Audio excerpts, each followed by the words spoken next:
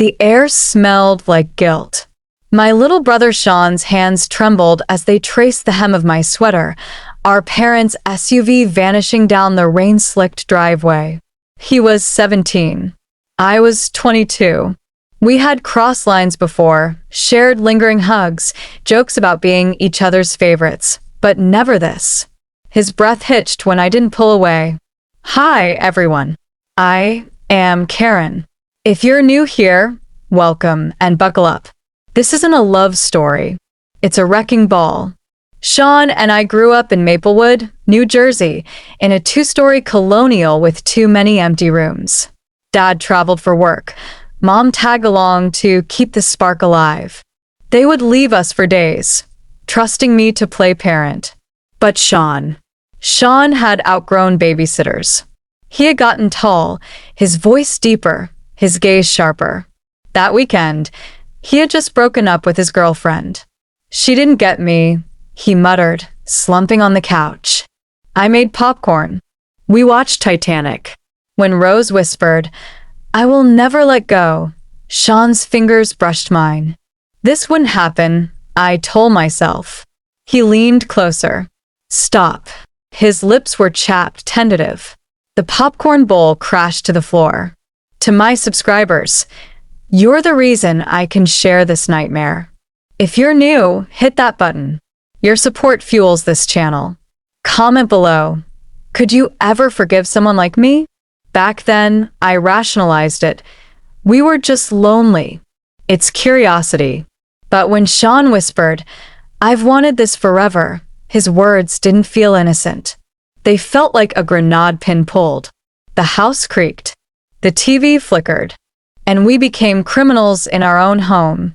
Guilt is a quiet thing until it screams. For weeks after that night, I avoided mirrors. My reflection felt like a stranger's, someone reckless, someone rotten. Sean, though? He thrived. He would corner me in the laundry room, his voice low and urgent. Again, Karen. Come on. His hands, once hesitant, now mapped my body like he owned it. I would push him away, but my resolve crumbled faster each time. Desire isn't a flame, it's a grease fire. Our parents' trips grew longer. Mom's texts, stock up on milk, felt like permissions. Sean stole my hoodies, wore them to school. When I asked why, he smirked. So you're with me even when you're not. His clinginess turned claustrophobic. One night, he slammed a fist against the wall when I refused to skip work to stay home with him. You started this, he hissed. The crack in the drywall stayed there, a jagged reminder. I confided in Emily over lukewarm coffee at Beans and Brews. She had been my best friend since middle school, the type to remember my Starbucks order, but forget to ask how I was. Still, I needed someone. It's complicated, I stammered. Her spoon froze mid-stir. Complicated like he's married or complicated like he's your brother? Her laugh died when I didn't join in. Jesus, Karen. Fix this. But how? We have to stop dissolved under Sean's tears. You're all I have, he would plead, his face buried in my neck. I hated how his pain fed mine. Then the nausea hit. I bought the test on a Tuesday, hands shaking as I tore open the box in a CVS parking lot. Sean was at soccer practice. 2 minutes, the instructions said. I counted cracks in the ceiling tiles instead. When the timer buzzed, I didn't look. Couldn't. But the truth glowed pink in my palm. Positive. Sean's key turned in the front door. Karen? He called, dropping his backpack. I stood in the bathroom doorway. The test clutched like a grenade. His eyes dropped to my hand. For once, he had no words. The pregnancy test sat between us like a live wire. Sean's eyes widened, his throat bobbing as he swallowed hard. We will figure it out, he said, voice steady, too steady. His hand reached for mine, but I flinched. We. The word felt like a trap. Panic clawed at my chest. I spent hours hunched over the bathroom sink, scrubbing my skin raw, as if I could wash away the truth. Sean followed me from room to room, his determination suffocating. "It's ours," he insisted, crowding me against the fridge one night. "We can't just erase it." His fingers grazed my stomach, possessive and tender. I slapped his hand away. "We didn't plan this," I snapped. "You didn't plan anything." Emily found me crying in beans and bruised 3 days later, my latte untouched. "You're pregnant?" she hissed, glancing around the cafe. Her judgment cut deeper than I had expected. "You have to tell your parents, or I will." Her ultimatum hung in the air. I begged her to wait, to let me fix it myself, but her silence felt like a timer ticking down. Sean's optimism turned manic. He bought prenatal vitamins, hid them in my tampon box. "We will move out," he whispered, pressing me into the couch cushions. "Get a place near Rutgers. No one has to know." His delusion terrified me. I started sleeping in my car. Then, on a Thursday afternoon, Mom's Honda Civic rolled into the driveway, a week early. My stomach dropped. Through the kitchen window, I watched Emily stride up the porch steps behind them, her face pale but resolute. She told them. Dad's voice boomed before the door fully opened. "Karen Elizabeth, get down here." Sean froze halfway down the stairs, a bag of chips slipping from his grip. Mom stood in the foyer, clutching her pearls like a lifeline. "Is it true?" she whispered. Her eyes darted between us, pleading for a denial. I opened my mouth, but Sean stepped forward. "We're in love," he blurted, chin lifted. Mom's slap echoed off the vaulted ceilings. Dad lunged at him, shouting words I had never heard him use. Emily hovered in the doorway, tears streaking her mascara. "I am sorry," she mouthed. "But sorry doesn't unbreak things." The police arrived an hour later. The police officers stood in our foyer like statues, their radios crackling with impersonal static. Mom sobbed into Dad's shoulder, repeating, "How could this happen?" As if the words might rewrite history. Sean glared at me from across the room, his cheeks still red from Mom's slap. "Tell them it was your idea," he spat. The accusation hung in the air, sharp as shattered glass. I said nothing. What could I say? The officers asked questions, clinical, detached, about ages, consent, timelines. Dad interrupted, fists clenched. "This is a family matter." But it wasn't. Not anymore. A social worker arrived, her voice syrup-sweet as she asked Sean if he felt unsafe at home. He hesitated, then nodded. My stomach churned. They took him away that night, for his protection.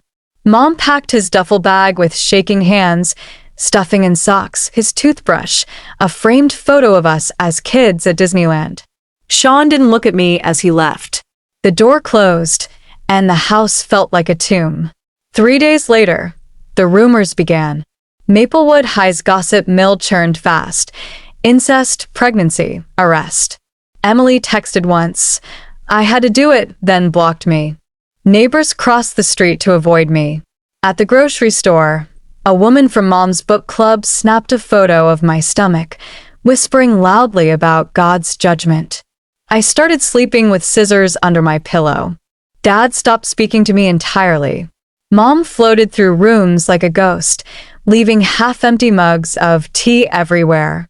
One night, I found her in Sean's bedroom, clutching his pillow. Was it forced? She asked, her voice small. The question gutted me. Had I forced him? Had he forced me? The lines blurred in my memory, drowned in shame. Then the bleeding started. Cramps bet me double in the shower, crimson swirling down the drain. I didn't call for help. When Mom found me shivering on the bathroom floor, she didn't cry, just handed me a towel and said, "The universe fixed what you couldn't." That night, I swallowed every pill in the medicine cabinet. I woke up in a hospital bed, wrists bandaged, throat raw from the tube they had shoved down it. Mom sat in a plastic chair by the window, staring at the parking lot below. "You're lucky," she said flatly. "The baby's gone." Therapy was mandatory. Dr. Alvarez, with her unblinking eye contact and endless Kleenex boxes, dissected my guilt like a frog in a lab. Why do you think you deserve to die, Karen? She did ask. I never answered. Some truths are too heavy for words. Sean vanished into foster care. Mom said he had been sent to a group home in Pennsylvania, but details were scarce. Dad moved out 6 months after my overdose. I can't look at you, he said, hauling suitcases to his truck. Mom took up gardening, digging holes in the backyard as if she could bury our past. Years passed. I graduated community college, worked at a library, dated a quiet man named Ben, who didn't ask about the scars on my wrists. Normalcy was a costume I wore poorly. Then the letter arrived. Karen, I am getting married next month. Her name's Clara. She doesn't know about you. I lied and said our parents are dead. Funny, right? I used to hate you. Then I hated myself. Now I just don't care. But I need you to know, it wasn't all you. I wanted it too. Maybe too much. That's the real curse. We both chose this. Don't write back. Sean. I buried the letter in the backyard. Dr. Alvarez called it closure. It felt more like a tombstone. So here I am, years later, in a studio apartment that smells like takeout and regret. I never had another child. Ben left when he found Sean's old hoodie in my closet. You're still his, he said. He wasn't wrong. Desire isn't love. It's a wildfire, beautiful until it devours everything. If you take one thing from my wreckage, let it be this. Some lines cannot be uncrossed. To everyone who stayed until the end, thank you. This story clawed its way out of me, and your support kept me going. If it shook you, please drop a comment below. Tell me your thoughts, your anger, your questions. Share this with someone who needs to hear it. And if you haven't yet, hit subscribe. Every click fuels this channel and helps me keep telling these raw, real stories. You're not just viewers, you're my lifeline. See you next time. Don't forget to ring the bell for updates. Your voice matters.